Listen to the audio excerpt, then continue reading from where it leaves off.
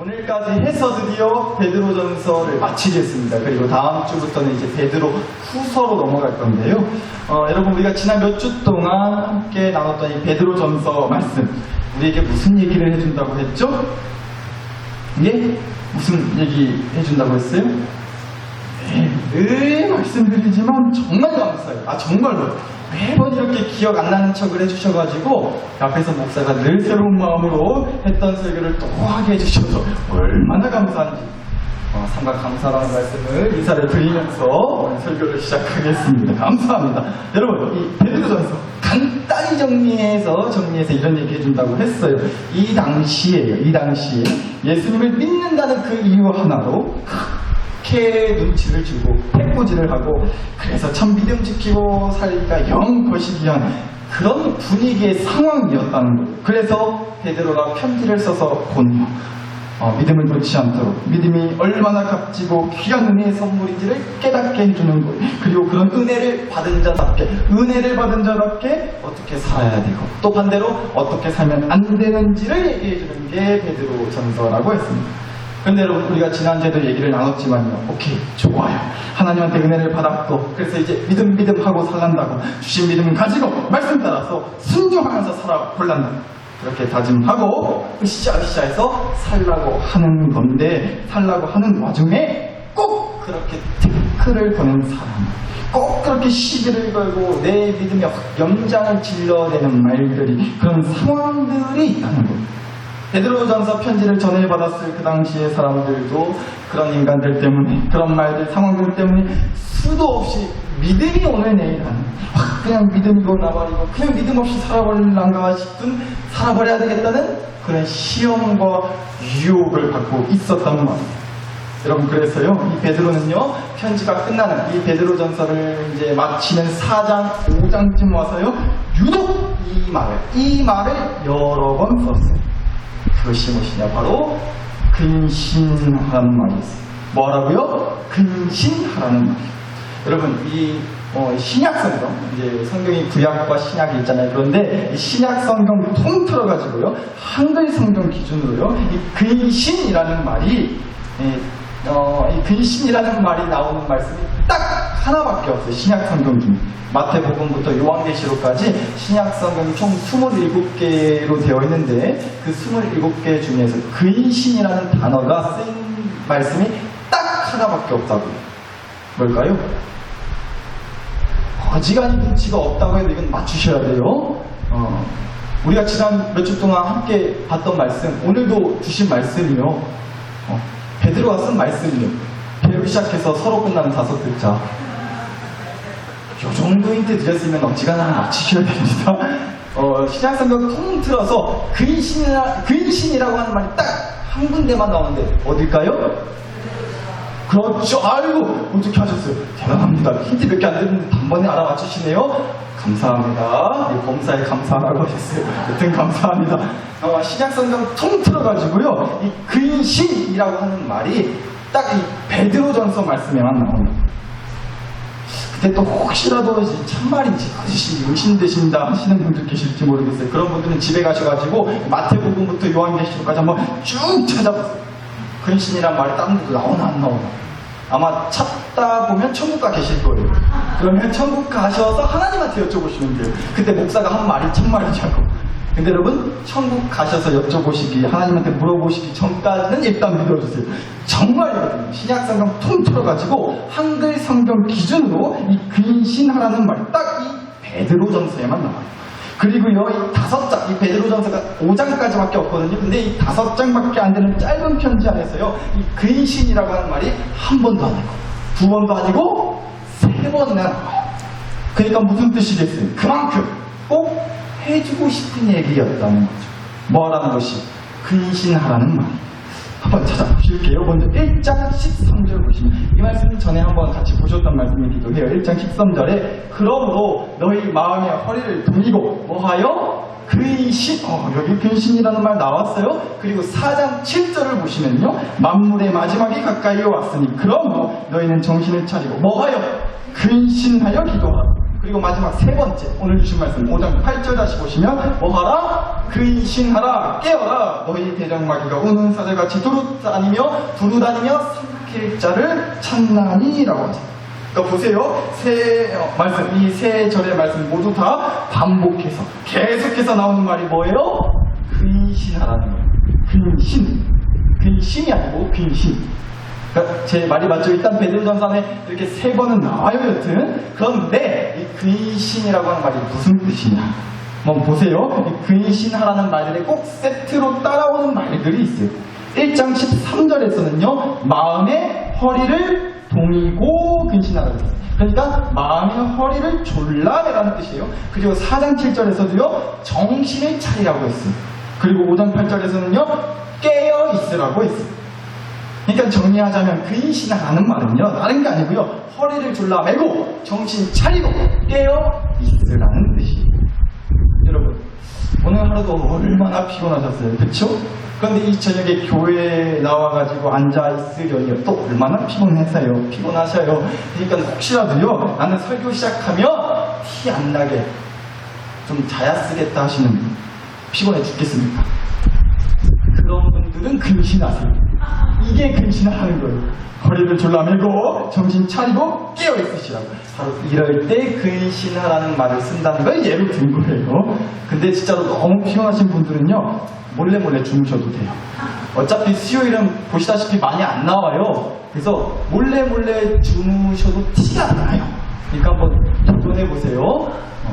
티 안 나게 한번 잘 몰래 어제 대놓고 잘하는 소리보다 더 무섭게 들리실 것 같은데, 여하튼 요지는 이거예요. 베드로는요, 그러니까 이 베드로전서 편지를 통해서요, 이런저런 얘기를 많이 했지만 그 모든 얘기들을 한 단어로, 하나의 단어를 요약하자면 결국 이 얘기를 해주고 싶었다는 거예요. 근신하라고. 우리 정신 차리자고. 물론 나도 잘 안다는 거예요. 베드로가 하는 말이야. 물론 나도 잘 안다고. 아주 정신 못 차리게 그냥 사방에서 믿음을 흔들어 제껴 쌓는다는 거 나도 잘 알고. 그러니까 우리 더욱 정신 똑바로 차리자. 까딱 정신 나버리면 허리띠 풀어 헤치고 긴장 놓치면 까딱 깨어있지 않고 잠들어버리면 그냥 끝나는 거예요. 그러니까 정신 차리자. 깨어있자고 근신하자고 하는 얘기를 이제 반복해서 강조해서 얘기해 주는 게 바로 베드로 전서라는 거죠. 보세요. 5장 8절 다시 한번 또 보시면 5장 8절 근신하라 깨어라 너희 대적 마귀가 우는 사자같이 두루다니며 뭐 할 자를 찾아요? 삼킬 자를 찾는다고 했죠. 근신하라 깨어라 그러면서 뭐라 그랬어요? 왜 근신하고 깨어 있어야 된다는 거예요? 대적 마귀가 우는 사자같이 두루다니며 삼킬 자를 찾기 때문이라는 거예요. 그러니까 무슨 얘기냐면요, 여러분, 마귀도 아무나 집어삼키는 거 아니라는 거예요. 아무나 집어삼키는 게 아니라고. 여러분, 예를 들어서요, 만약에 여러분이 사기꾼이라고 한번 해보자. 하필 예를 들어도 무슨 사기꾼을 예로 든다니 뭐라 하지 마시고, 그냥 만약에 한번 여러분이 사기꾼이라고 해보자고요. 기분 나빠하시지 마시고, 사실 또 꼭 틀린 말도 아닌 게 여러분은 잘 들으세요. 얼굴이 사기예요. 그 정도로 이쁘시고 잘생기셨으면 얼굴이 사기 맞아요. 한번 옆에 분들한테 이렇게 한번 얘기해 주세요. 얼굴이 사기십니다. 시작. 얼굴이 사기십니다. 날도 더워 죽었는데 마음에 없는 말이라도 칭찬해주면 일단 기분 좋으니까요. 어차피 진실은 주님만 아신다 생각하시고 그냥 그런갑다 하시자고요. 여하튼간에 여러분이 만약에 사기꾼이라고 해보자고요. 그럼 그러시겠죠. 누구한테 사기를 칠까, 누구 등을 쳐먹을까 막 찾아다니실 거 아니에요. 그럼요, 어딘가 모르게 나사 빠져 보이고 칠렐레 팔렐레 하는 사람이 눈에 들어오시겠어요? 아니면 빠릿빠릿하고 야물딱진 사람이 눈에 들어오시겠어요? 칠렐레 팔렐레는 1번, 야물딱진 사람은 2번. 1번이에요, 2번이에요. 1번한테 사기를 쳐도 뭐가 되지 않겠어요? 2번이라고 하시는 분들은 좀 문제가 있는 거예요. 그런 분들이 오히려 사기를 당해요. 아셨죠? 1번을 들쓰셔야죠. 뭔가 칠렐레 발레하고 정신 못 차리고 하는 사람한테 사기를 쳐도 뭐가 되지 않겠냐. 말의 요지는 이렇다. 마귀도 마찬가지라는 거예요. 대적 마귀가 우는 사자같이 두루 다니며 삼킬 자를 찾나. 두루 다니면서 그러니까 사방팔방 돌아다닌다는 거예요. 뭐 하려고? 집어 삼키려고. 그러다가 아이 저 정도는 내가 집어 삼켜도 쓰겠다. 저 정도는 내가 달려들면 아이 그냥 삼켜버릴 수 있었다. 저건 내 밥이다. 껌이다. 그런 영혼을 찾으러 두루 돌아다닌다는 거죠. 그래서 근심, 정신 차리고 깨어있으라고 얘기한다는 거죠. 칠레 팔렐라 하면서 아무 생각 없이 정신 놓고 있으면, 정신 못 차리고 해롱해롱하고 있으면 그냥 그날로 마귀한테 잡아먹히니까. 그래서 근심, 정신 차리고 깨어있으라고 하는 거라고. 그러니까 여러분, 결국 베드로전서는요 우리에게 이걸 말해준다는 겁니다.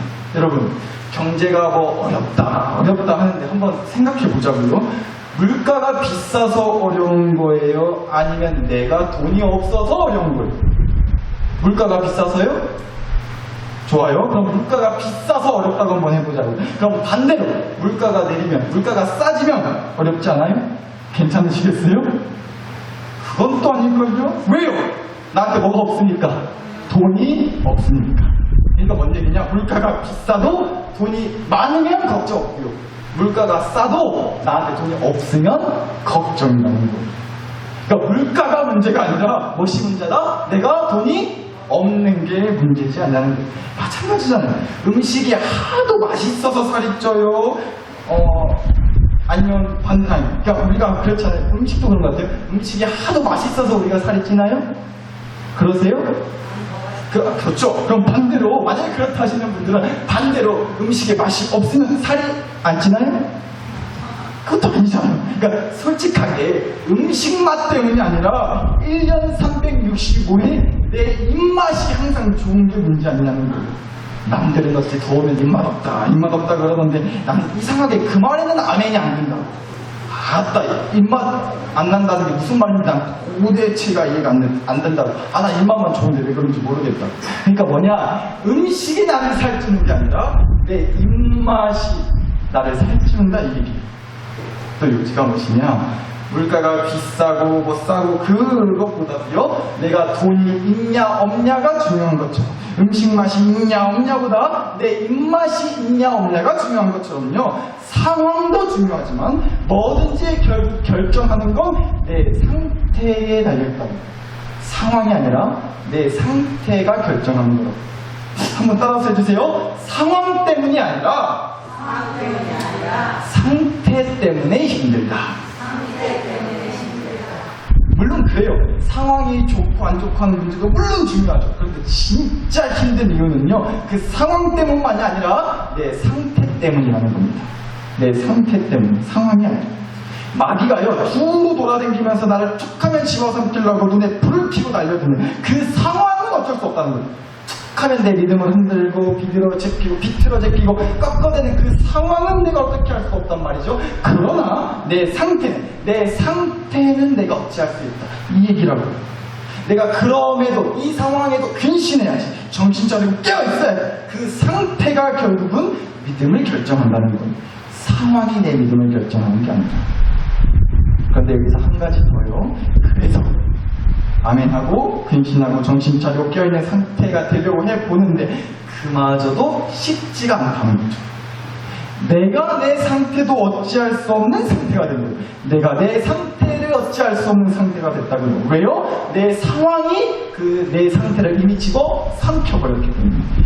도저히 정신 차리지 못하게, 도저히 깨어나지 못하게 내 정신을 이미 몽탕 갉아먹었고 도저히 깨어나지 못하는 상태로만 죽여놔 버렸거든요. 그 사람이, 그 말이, 그 상황, 이미 내 상태를 그렇게 집어 삼켰단 말이에요. 그래서 쉽지 않아요. 내 상태도 나를 어떻게 할 수가 없어요. 그래서 베드로는요, 우리한테 무턱대고 근신하고 정신 차리고 깨어있으라, 그런 상태가 되라고 무턱대고 말하지 않았어요.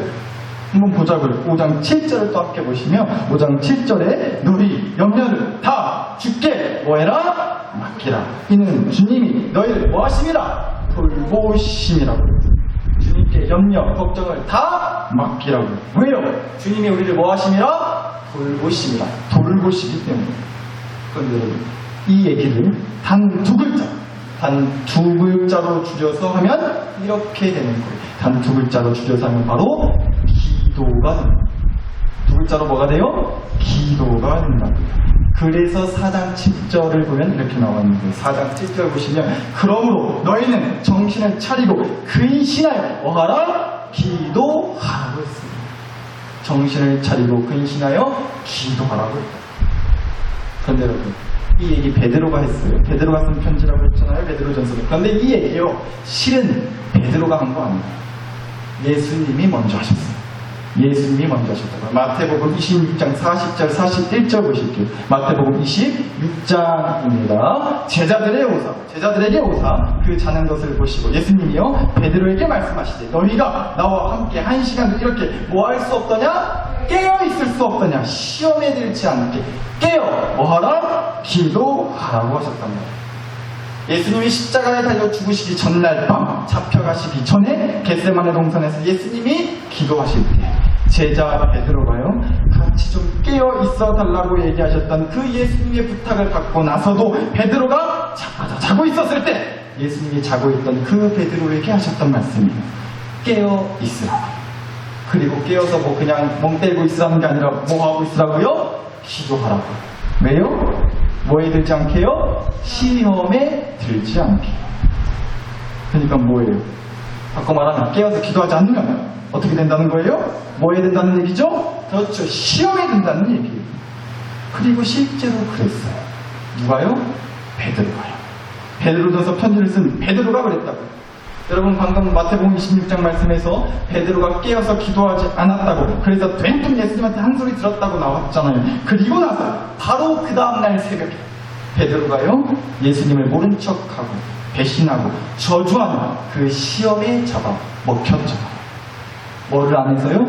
깨어 기도하지 않아서. 그러니까 사실 베드로전서 말씀에서 베드로가 근신해라, 뭐 깨어있어라, 정신 차려서 기도해라, 그래야 사자같이 으르렁거리면서 집어삼키려고 두루 다니는 그 마귀한테 잡아먹히지 않을 수 있다, 뭐 이런 얘기들이요 실은 베드로 본인이 직접 겪었던 자기 간증이었던 거예요. 나도 깨어서 기도하지 않았더니 마귀한테 잡아 먹혔었다. 아주 완전히 걸려 넘어졌었다. 그런데 예수님은 깨어서 기도하시더라. 십자가 죽음이라고 하는 예수님 자신이 감당하셔야 했던 그 상황은 예수님도 피할 수 없으셔서, 그런데 예수님이 그 피할 수 없는 상황에 이런 상태로 깨어있는 걸 보여주셨다. 상황은 어쩔 수 없었어도 그 상황에 맞서는 자기 상태는 스스로 바꿀 수 있다는 것을 예수님이 보여주셨다.